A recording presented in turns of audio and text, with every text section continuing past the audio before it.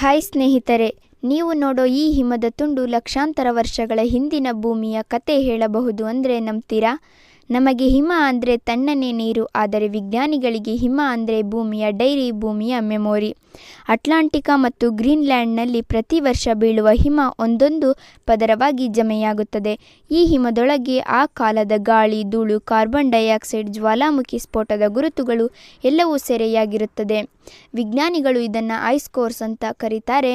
ಈ ಐಸ್ ಕೋರ್ಸನ್ನು ವಿಶ್ಲೇಷಿಸಿದಾಗ ವಿಜ್ಞಾನಿಗಳು 8 ಲಕ್ಷ ವರ್ಷಗಳ ಹಿಂದಿನ ಹವಾಮಾನ ಹೇಗಿತ್ತು ಅನ್ನೋದನ್ನು ಹೇಳಬಹುದು. ಯಾವಾಗ ಭೂಮಿ ತಣ್ಣಗಾಯಿತು, ಯಾವಾಗ ಹಿಮಯುಗ ಬಂತು, ಯಾವಾಗ ಭೂಮಿ ಹೆಚ್ಚು ಬಿಸಿಯಾಗ್ತಾ ಶುರುವಾಯಿತು, ಈ ಎಲ್ಲ ಪ್ರಶ್ನೆಗಳಿಗೆ ಉತ್ತರ ಹಿಮದೊಳಗೆ ಇದೆ.